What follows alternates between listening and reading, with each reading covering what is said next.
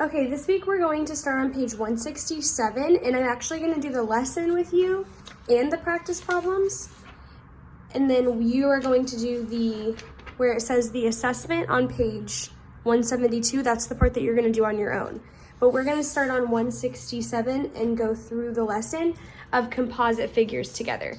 Okay, so we talked about composite figures a lot during this school year. Okay, all it means is that the figure has more than one shape. So if we read the definition, it says a composite figure is a figure made up of two or more basic figures, right? So when we're trying to find the area of them, we usually find the area of each shape that we see and then add it together, okay?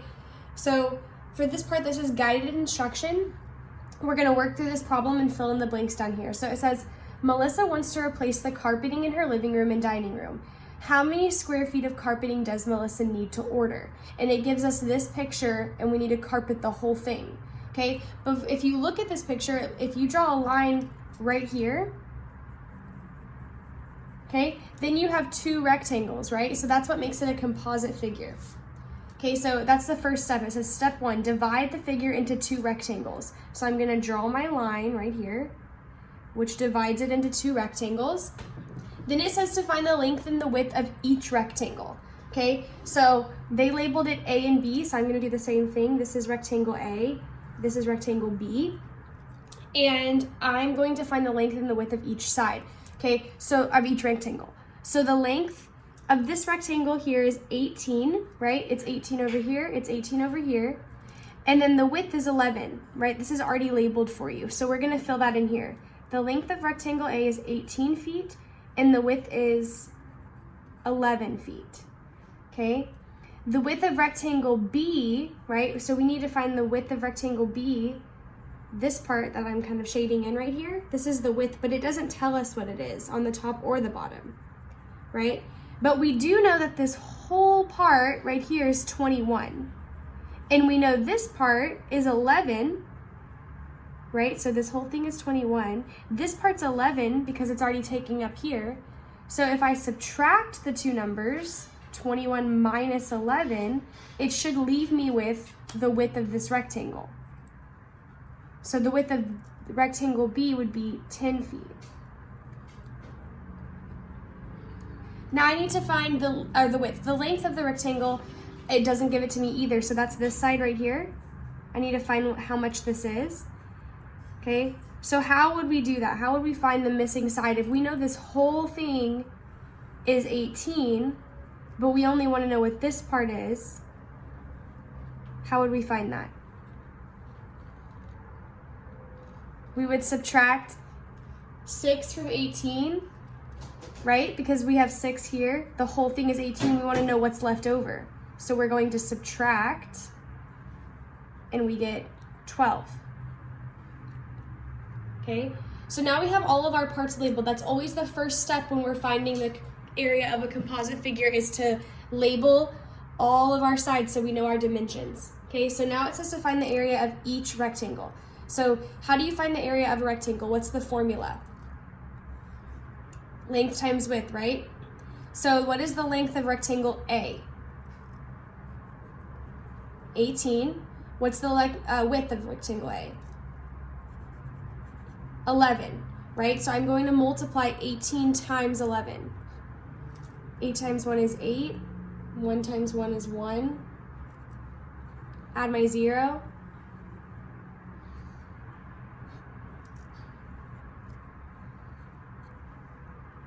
So my total area for rectangle A would be 198 feet. Okay, but I'm not done because that's only the rectangle of this part right here. But I want to find the rectangle of the entire composite figure. So if I look at the area of rectangle B, I need to find the length, which we already have up here. The length is 12, and the width is 10. So I'm going to multiply 12 times 10, length times width. And I get 120 feet. So now I know that this is 198 feet, this is 120 feet. So the next thing I'm going to do is probably going to be to add them together. Okay, I'm going to move this so you can see the page. Okay. So the total areas were 198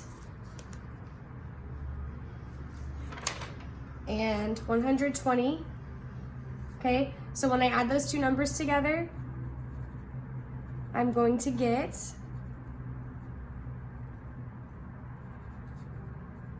318 feet. Okay, so how many, it says solution, how many square feet of carpeting does she need to order?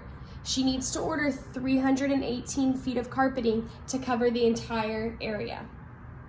Okay, that's probably one of the simplest composite figures, right? But when we start getting like this, we have a lot going on. Okay, so there might be more than two shapes that we have to figure out. Okay, so problem number 2 says Anna wants to replace the siding on one side of her house shown as the shaded area in the figure below. So she only wants to replace the shaded part. Okay, how many square feet of siding does Anna need to order? Well, step 1 says divide the figure into a rectangle and a trapezoid. Okay, so see how they divided this? They put a rectangle here and then they made a trapezoid here. It looks like a triangle, but it's not because it has this straight edge up here. So I'm going to do the same thing in mine. Okay. Then it says find the dimensions of each shape. Okay, so the length of the rectangle is 20 feet and the width is 12 feet. Okay. The bottom base of the trapezoid, it tells us, or it doesn't tell us, but if this is 20, that means this is 20. And the top base is, it says it's 2 feet.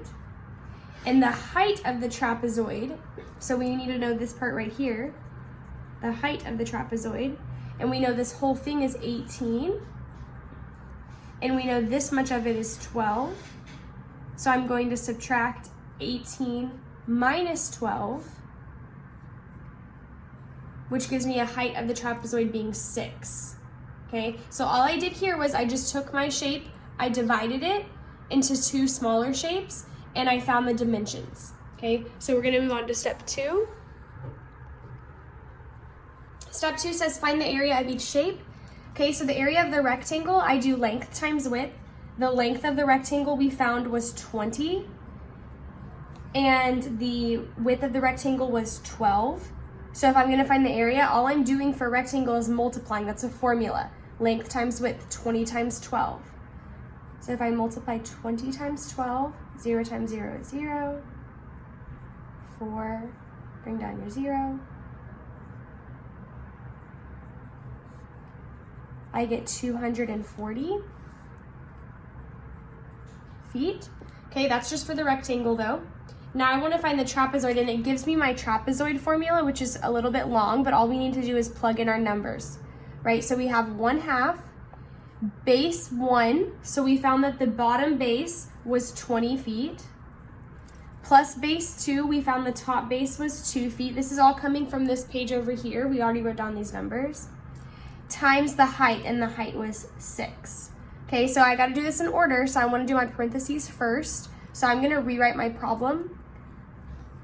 So all I'm doing is I'm adding what's in my parentheses because that's the order of operations. 20 plus 2 is 22 times 6. Okay, so now I want to multiply 1/2 times 22. What is 1/2 of 22? What if I halved that number? What would I get? 11, right? So now I have 11 times 6, right? All I'm doing is solving my equation.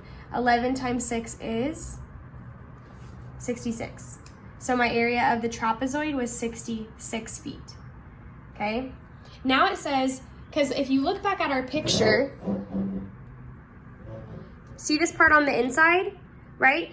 What we've done right now is we found the area of the entire shaded region, but we're including this white square, and she doesn't want that included. So we're gonna have to figure out how to get rid of that. Okay, so it says to find the area of the unshaded rectangle. So you can see down here, the unshaded rectangle is 7 feet long and 5 feet wide. So the length of the rectangle is 7 feet and the width is 5 feet. So if I found the area of that, I would do 7 times 5, right? So my area would be 35 feet. Okay, then it says step 4, add the areas of the rectangle and the trapezoid, but then subtract the unshaded rectangle, because I want to get rid of this white part because she doesn't want to buy anything for this. She only wants to buy it for the shaded region. So I would do the rectangle, which was 240 feet, plus the trapezoid, which was 66 feet, minus the rectangle, the smaller rectangle, which was 35. So I'm gonna just come over here and do my work. So I have 240 plus 66. I get 306 minus 35. And I get 271 feet. So the square feet of siding that she needed was 271. Now, if that white rectangle hadn't been inside of it and it just wanted you to find the entire thing, you would just add these two together. But since we had to get rid of this white square, that's why we subtracted. Okay.